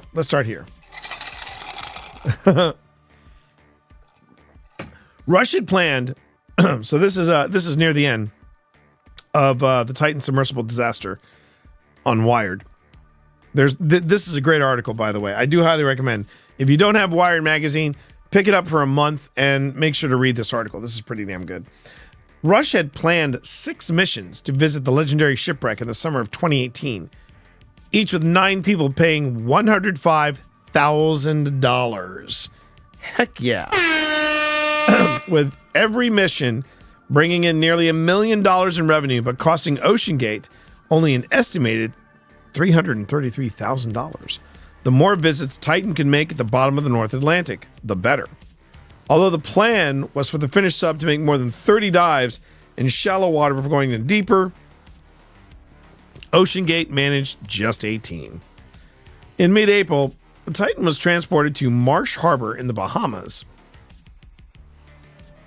where deep water could be very close to land. But before Titan was even moved into water, it was hit by lightning, damaging its electronics. Some of the damaged equipment was replaced, but the sub was without many components for weeks. Rush nevertheless insisted on attempting a shallow dive during high, rolling seas. Choppy waves ripped fairings and foam from Titan as it was being towed back from the dive site, causing it to sink. I was merely spamming a can with no comms for 9+ hours inside the sub, Rush wrote the next day. I could see parts of the sub floating away on my cameras, but could not communicate to the tow team. A remarkably surreal and frustrating experience. Rush had to face facts. There was now no chance of OceanGate reaching the Titanic in 2018. Eager ticket holders and investors would have to wait another year. While still in the Bahamas, the team did manage to lower Titan on a series of uncrewed dives, eventually reaching 4,000 meters. But engineers found the hull was warping more under compression than it was meant to, by perhaps as much as 37%. Hi, I think this is our. That's it, man. Game over, man. Game over. Nevertheless, Rush wanted to keep diving deeper with the Titan, with himself at the helm. When one investigator expressed concern about performing crewed tests at this point, Neeson wrote to him, "Yesterday I told you, if you don't have the stomach for this type of engineering, then OceanGate isn't for you." On December 10th, Rush successfully dove Titan to a depth of 3,939 meters, just enough to get to the Titanic. Neeson wrote to the engineering team, "Diving to such deep depths is extremely complicated. If you want to be untethered, communicate with the surface, be location tracked with reasonable accuracy, and monitor the health of your vehicle." And we have delivered. You all have a lot to brag about. You want me to say well done? That you did good? Not quite. Well done. Titan reached a similar depth again in April with a crew of 4, including Rush. While OceanGate touted the dive as history-making proof of its submersible bona fides, even Rush was getting worried about loud noises the hull was making at depth. Then on June 7th, 3 weeks before the Titan's maiden voyage to the Titanic, an OceanGate pilot inspecting the interior with a flashlight noticed a crack in the hull. He sent Rush an email warning that the crack was pretty serious. A detailed internal report later showed that at least 11 square feet of carbon fiber had delaminated, meaning the bonds between layers had separated. This time, Rush couldn't ignore the data. The hull was meant to last for 10,000 dives to the Titanic, had made it fewer than 50, and only 3 to 4,000 meters. It would have to be scrapped, and the Titanic missions would be delayed for yet another year. When Rush shared the news with GeekWire a few days later, he blamed the delay on legal complications with Titan's support vessel. "It's true that OceanGate ran into issues with maritime law," said one former employee. "The lie is that it was not the reason we delayed." Oh, man. Okay. That, I think, is a great place to stop because, wow. Wow. That is... I'm going to have to read this like off stream. Man, this is epic. I knew it was going to be a long article. I didn't realize how long it would be. So kudos to Wired Magazine and Mark Harris. That is an amazing. Whew. Yeah, I'll be surprised if this doesn't go viral. I really will be surprised if it doesn't go viral. Okay, so that wraps up the weird news. Now we're going ahead and take a look at some stuff that we got off of the Tickety Talks. Okay, and this is where I have to turn off music because of sound and all that stuff. So we got a full minute on here. These are clips sent in by you, the viewing audience. Remember, you can go on ahead and always join Discord And if you join Discord, you can jump on in and you can make your own submissions to the Grim Gazette. And if I think they work, then I would be more than happy to feature them like we're about to feature these next 4 clips. All right, so let's take a look at this. Caught this on infrared night vision security cameras. Oh boy, here we go.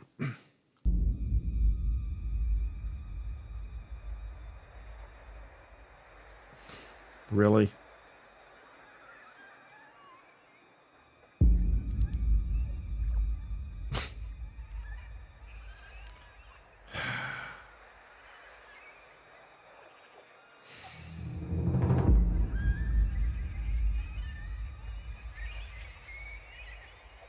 Really?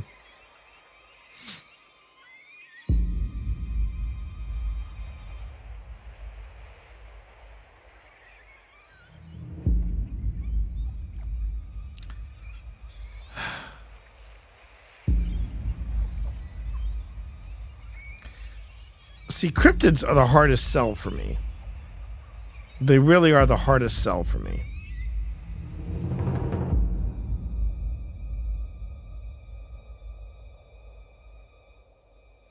Okay.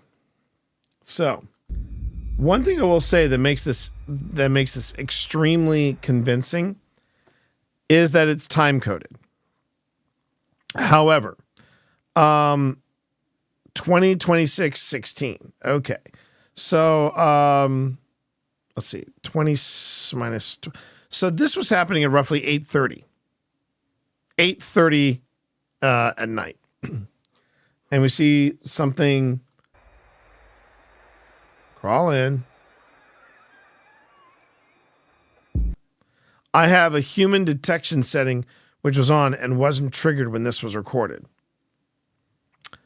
I have a human detection setting which was on and wasn't triggered when this was recorded. But the night vision camera still caught it. So that's my first question. But mainly, it's 8:30 at night. Yeah.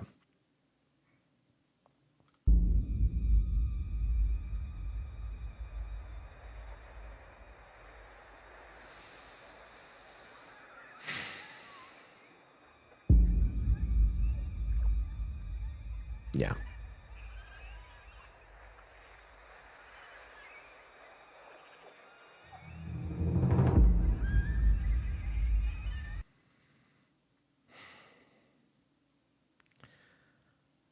I hate cryptids. I mean, it's just it. I want so much to believe in this, but the mountain monsters really screwed me up. I'm just going to come out and say the mountain monsters guys really screwed me up at Paracon last year. Stop it. It's not even encrypted. It is not Mothman. It is not Mothman. It is, I'm moving on.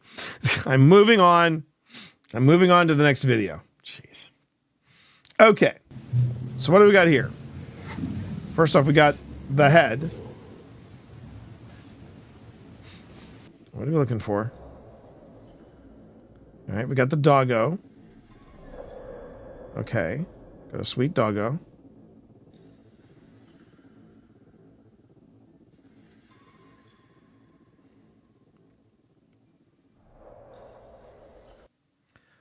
Okay, that's interesting. Hold on. All right, so what they're saying is camera's there, and then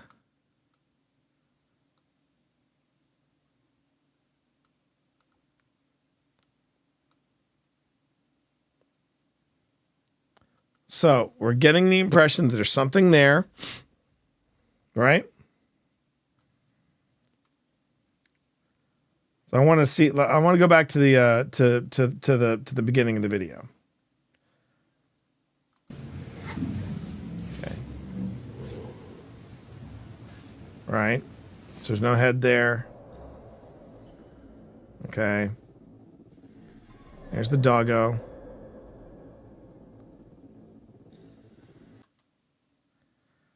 All right, do I need to go back to the very beginning? Okay, let's try this. Oh, okay, I see it. Okay, so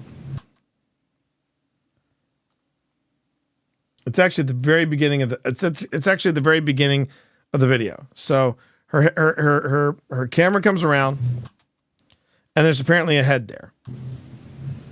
And she shifts again in the bed, no head there.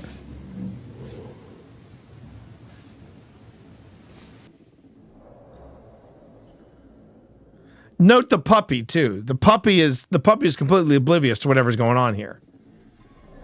So either A, this is the dumbest puppy in the world, or B, this puppy is got zero paranormal juju about him. One of the theories that a lot of people have concerning the paranormal, and actually Jason tested this with one of his dogs about did they sense anything weird in the paranormal? And Maddie, before she crossed over to the Rainbow Bridge, Maddie was she was oh shoot. I just realized, oh no, I'm sorry. Never mind.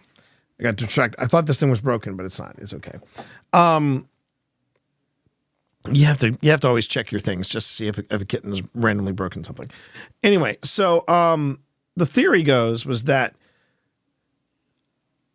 dogs and other animals react to the paranormal. You know, they have some kind of reaction to it. And Maddie went on a couple of investigations with the ghost hunters, and she reacted to stuff that was happening around them. This dog, however, did not graduate from the same dog school that Maddie did.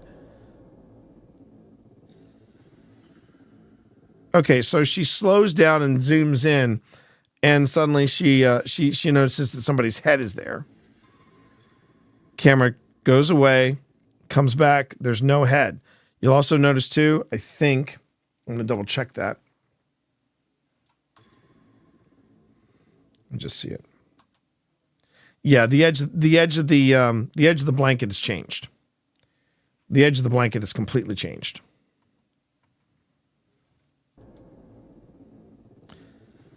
Because there, the edge is going straight up. You'll notice that when we come back, it's extended over a little bit.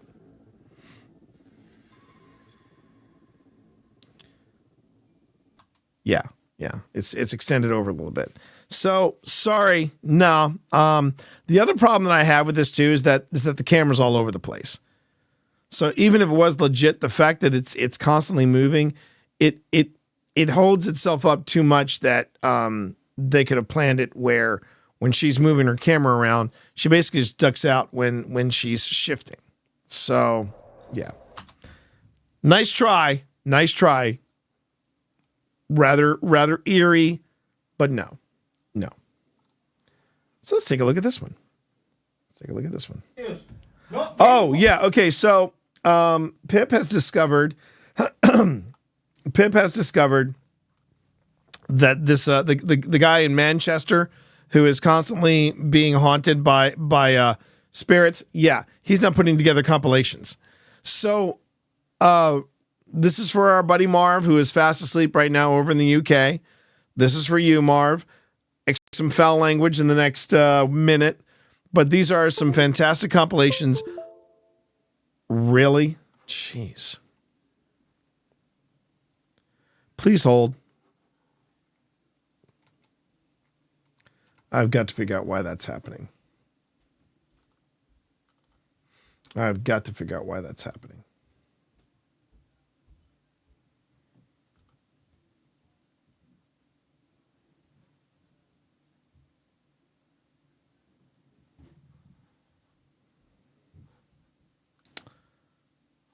Because I cannot be turning off and turning on my camera throughout my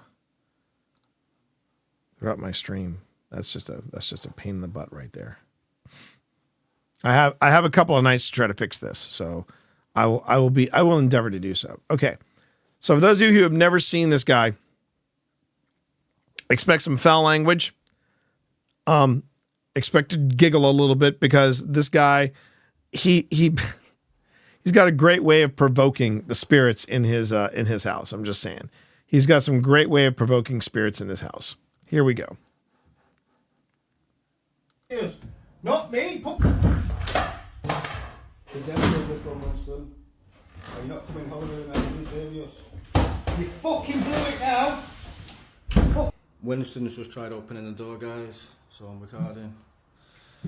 I put the paint palettes and everything down to prove it's all green screens. Look, guys.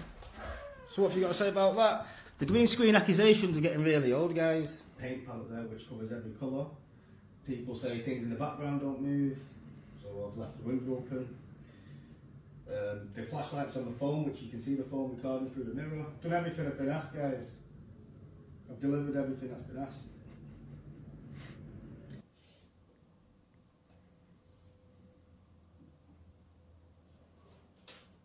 I wasn't expecting that, guys. He pushed this down the hallway, so I'm trying to get him to do it again. Trying to get him to do it, yeah. I love this guy. I freaking love this guy so much. Not me. The devil of this one, Winston. Are you not coming home? So he is named. You fucking blew it now. So he's named his ghost Winston, which I think he's doing it just to piss the ghost off at this point. I love this guy so much. We're going to have another one next week. Winston's just tried opening the door, guys, so I'm recording. I put the paint palettes and everything down to prove it's all green screens. Look, guys. So what have you got to say about that? The green screen accusations are getting really old, guys. At this point, I don't even care if he's faking. I don't even care if he's faking. These are some entertaining as hell videos, in my opinion. There, which covers every colour. People say things in the background don't move, so I've left the window open. The flashlights on the phone, which you can see the phone recording through the mirror. Done everything I've been asked, guys. I've delivered everything. I know, right? Right, Twitch Mom?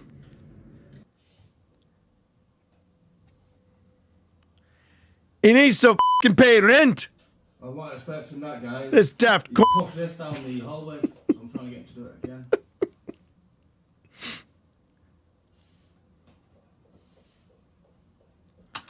I just want this guy to be like, I just want Ted Lasso to show him and go, notice you haven't been sleeping as well. You know, you look like you're sleepy all the time. What's going on? Oh, I got this ghost in my house, yeah? He sounds like one of the guys on Richmond. A friend and some fishing wire will take you far. I guess so, but man, this is getting more and more fun. That's the thing I think I like about this guy. I'm going to give this guy a like because he's just fun. He's just freaking fun. All right. Last clip. And then it will be time. Whoa. And then it'll be time for the deep dive after a brief break. So let's go on ahead and let's take a look at this. Okay, so this one is called Paranormal Activity Captured in a closed circuit television camera from a haunted house. Okay. Let's see this one. 14 seconds. Okay.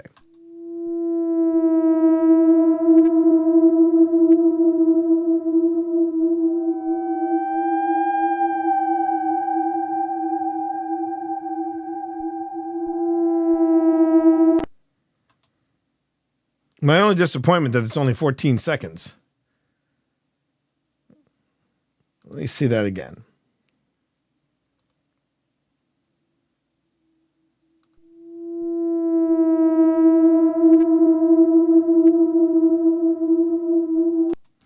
Okay, first thing that makes me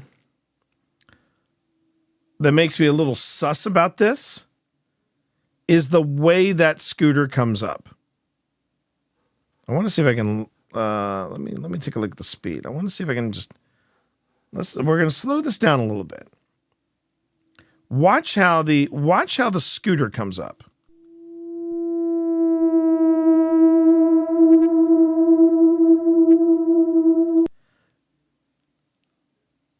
Yeah, okay. I'm going to play this one more time. Again, watch how the scooter comes up.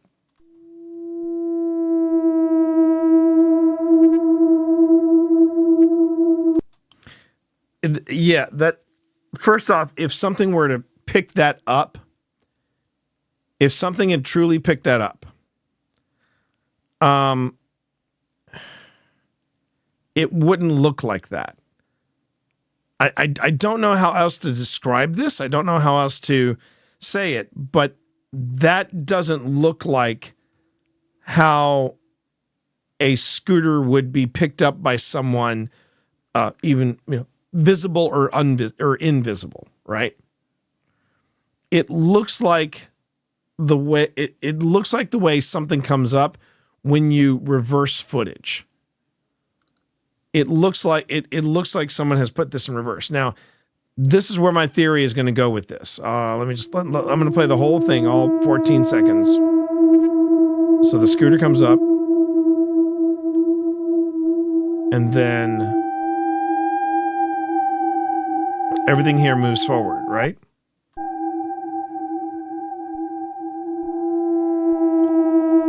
It moves forward again. So if I were to play this in reverse, I'm just gonna track it. If I was pulling on something like that was attached to, say, the scooter or all three of these things, right? And the scooter detaches itself.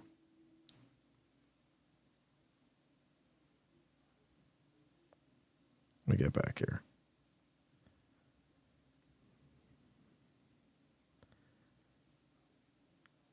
Thing is, you could keep pulling, right? You could keep pulling from this stairwell back here, and if there's enough shadow here, you can't see the rope. Oh, look at that. My man Gus coming in with a raid. How about that? Thank you so much, Gus. Thank you so much. I'm actually getting up to a break. But right now we're debunking. So I want to show you something creepy, and then I'll show you how we are friends.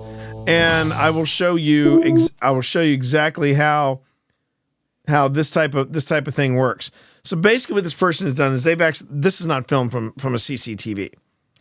I find that a little sus too, because there's no timestamp on this. If it was CCTV, there should be some type of timestamp on it. But when we play it, I'm just going to go ahead and play it at real speed. I'm going to play this at real speed. It's the way the scooter just came up like that. It was almost too fluid. And then everything pulls, everything comes forward, and everything comes forward again. But the thing that is the one thing you can't see because of the way this has been shaded and all this stuff, there could be something here. There could be somebody hanging out in this stairwell here, pulling this backwards. And what they've done is they've reversed the film, which is why the scooter comes up the way it does. Because if we were to watch this in reverse, a single rope could be pulling all that back. And then it's attached to the scooter, and the scooter just falls off. And you'll notice that the scooter actually falls off when you watch it in reverse, the scooter falls completely off. So it's not even lying down. But what somebody did was they filmed this, made it look like CCTV, and then they just reversed the footage. I'm getting pretty good at this debunking thing. I mean, it does. Now, I will say not all the stuff that I do here is straight up debunking. If you take a look at one of the recent Grim Gazettes, you'll actually see this thing where this guy is talking about a door in a workshop in Savannah, Georgia. And there is one point where I'm like, that's got to be a draft. That's got to be a draft. And then the door just yanks open. And I'm like, okay, that wasn't a draft. So yeah, this, not so much. So again, thanks everybody for the submissions. I really do appreciate that. I am going to make a I'm going to make a gamble that if you all have your own clips to submit, I invite you to go on ahead and do so for next week's Grim Gazette. You can do that here over at Discord and drop the only a second or two behind secondhand, but thank you anyway. And by the way, secondhand, before I let it slip my mind, thank you for some of the executive decisions you've made tonight.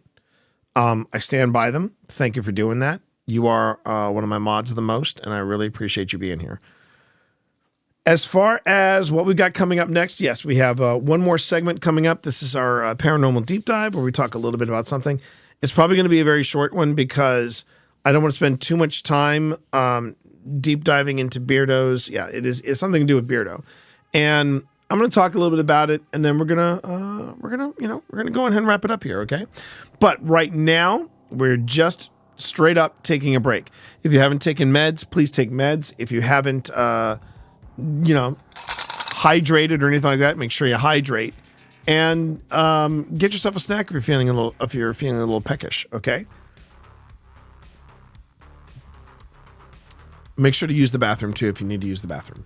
Okay, and thank you. Except for Cammie who is on the road, make sure to pull over and do that. Don't do it while driving or your dad's driving or anything like that. Okay, self-care. That's what we're doing right now, and we're also going to be taking a break when I get back. Second half of the Grim Gazette. Okay, so thanks everybody for being here. Talk to you in a moment.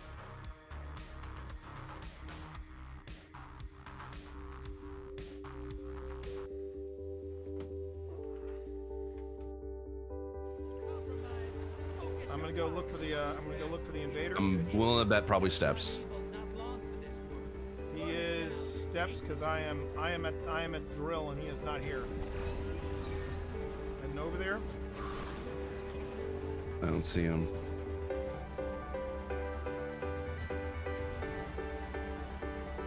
Yep, there he is. Got him? Woo! Let's go, baby.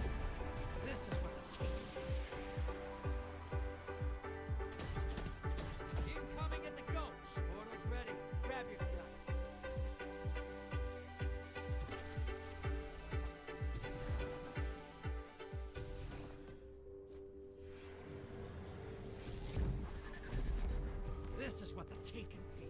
Revel in this. One down.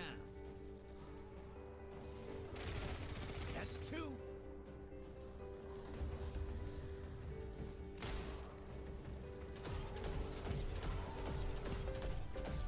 Seconds left.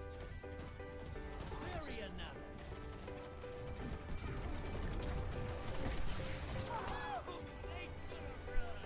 Look at him now. They're dead. I'll take it. Time for a prime evil.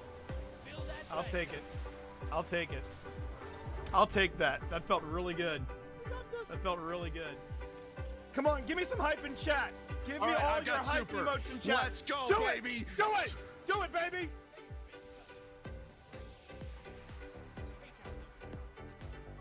All right, I've Hang got in there. super going. All right, they are right in front of you. Throw it. Hit it, baby. Yeah, Hit it. I got some, baby. Oh my God, he got him. He got his first invader Let's go, kill. Jack. Can we get some hype in chat, baby? I got another one. I got another There we one. go. Let's go. All right, I don't Jack. care. I'm camping spawn right now. It's a black guy doing this. And I'm back, baby. All right, let's kill this primeval and go home. Yes. Woo! All right, melt the primevals, fire team. Melt the primeval. Let's make this happen. Let's go. Oh, I'm dead. Let's melt this, baby.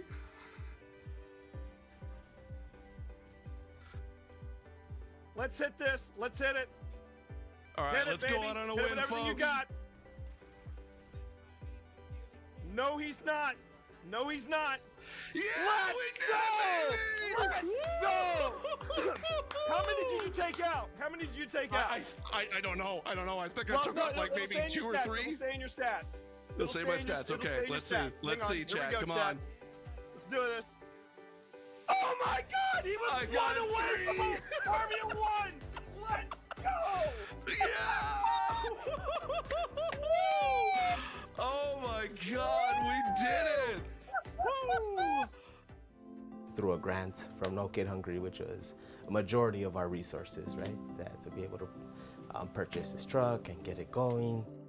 So families have a hard time to get from one place to another place. And I was like, man, why can't we be the ones to get to them, right? And we could lift off that burden, you know, eliminate that barrier and be able to serve our students, our families, in a way that they feel like we actually care for them.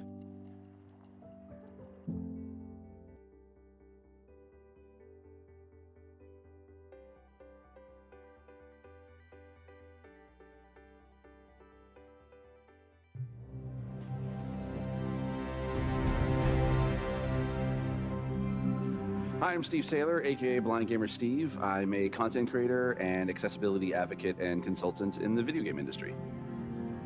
My name is T Morris. People call me T, they call me T Monster. I also go by Twitch Dad.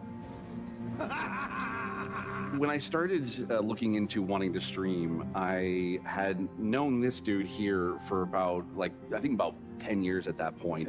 And so I reached out to him. I was like, hey, you know what? I know you play Destiny. Would you be cool kind of helping me and guiding me through the game? I've never played it before. This is when I gave you a little bit of honesty. I said, are you sure you want me? Because you see me play, so you know how bad my aim is. It'll be the blind leading the blind. And he went, that's what we'll call it. All right, there's the Traveler. There's the Traveler in front of us. Let's go. Walk forward.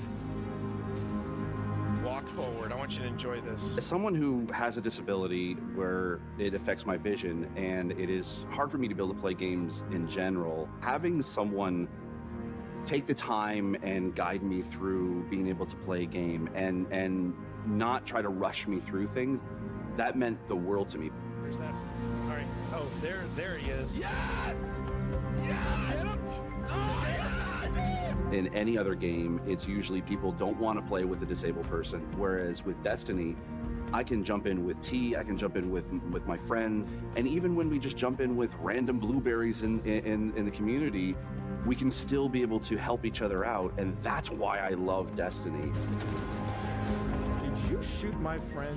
That was a bad choice. It's all about being able to reach out, pick someone up, and being like, we can do this together.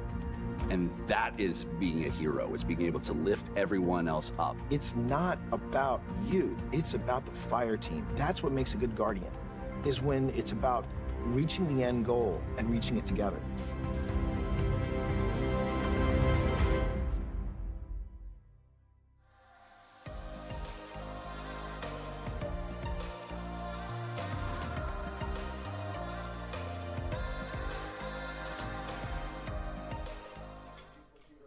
Is that still going off in there, Tina? I would like the cat balls. Someone needs some cat balls. What was that? What was that? Someone needs some cat balls. You have. What is that? What is that? Do you hear that, Pip? It's a very, wow, hang on. It's a very rushed, it sounds like a rushed whisper. Someone needs some cat balls. Yeah, I thought it was something on the floor, but it's not. Someone needs some cat balls.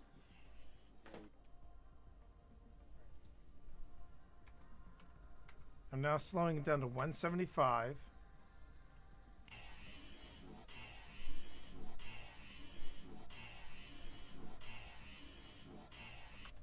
I'm hearing turn around. Does anyone else hear that? Turn around? It's not quiet on this side with the REM pod. Oh no, I can. We can all hear it. We can all hear it. I want to try something.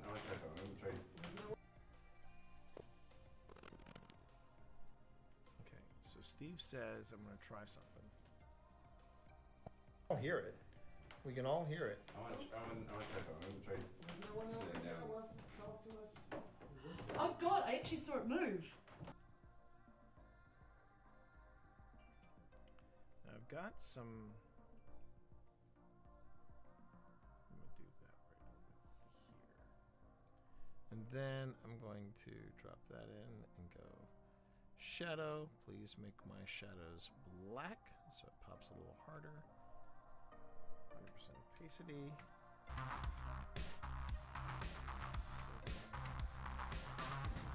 Howdy, everybody. Howdy, everybody. All right. So I was planning to do a little bit more of the Grim Gazette tonight, but I think I'm going to call it a night for a couple of reasons. One, I was just getting in a little bit of my breaky with Pip upstairs, and I realized that the stream is really acting bizarre. It's acting extremely bizarre.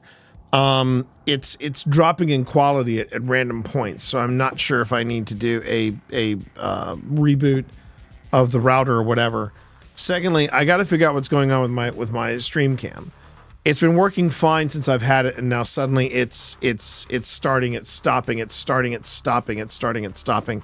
That's not a way to run a stream. Third thing too is that my wife is feeling a little under the weather. So I want to make sure that I want to make sure I clock in some time with her just for us to chill out, because it's been that kind of a day with the interviews for me and everything like that. The deep dive that I have can wait until next week, or maybe can be there might be something else going on that might be a better story to pull from. So this is going to be a standalone. See, like right now, I'm watching my stream. I got a second monitor here, and I'm taking a look at my stream on here, and a couple of things I'm noticing too. My captions are no longer working. Check 1, check 2. Are my captions working? Yeah, my captions suddenly stopped working. It's been a bizarre night for the stream. I'm just going to come out and say it's been a bizarre night for streaming. So, yeah.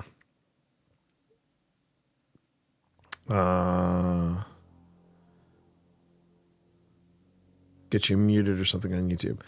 Good to know. Okay, thanks a lot. Secondhand, once again, coming through. I'll have to take a look at what we were talking about there. Okay, so yeah, I think I'm calling it a night. Thanks everybody for being here. You travel safe, Cammy. You travel safe. Have a good time. By all means, have a good time. And before we leave, I'm going to go on ahead and I'm going to see who we can raid. Oh, the Reset Boys are here. I think we should go and raid Danfinity. Who is in the middle of a raid. Or actually the back end of a raid. But we're going to go raid Danfinity. All right, everybody. Oh, wait a minute. And you know what to do. If you have a tier 1 sub, which I appreciate if you do, but if you got a tier 1 sub, I will do that, my friend. You got a tier 1 sub, you know what to do. Go on ahead and grab this message and drop it into their chat. Say hi, everybody. If you want to make your own message, you can do that as well. Just make whatever emotes you want to use, go ahead and use it, but then say it's a tea party and cheers to the Monster Mash. All right, everyone. You all have a great night. Thank you again for hanging out with me. And I will see you Thursday. I have a feeling we're going to be doing a return of Blind Leads the Blind, and I'm going to be finishing up, or at least getting a little bit through the final shape with my boy Steve. All right. You all take it easy. Have a great night. Thanks again. Peace.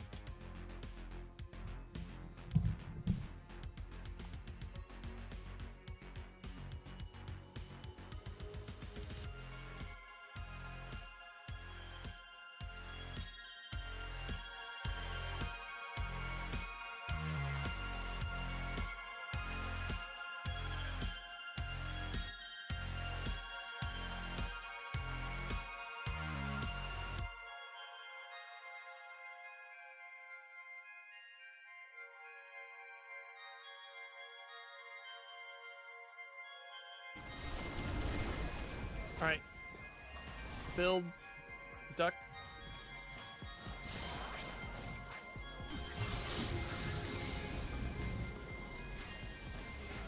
How was your day, buddy? Pull.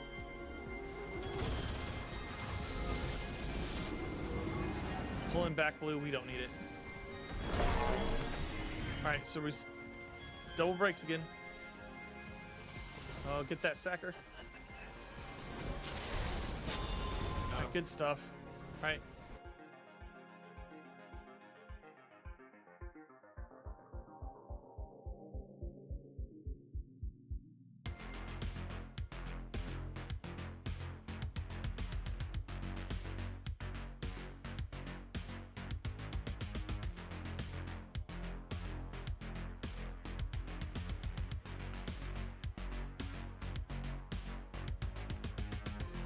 Come on. It's broken. I don't know what's going on. There we go.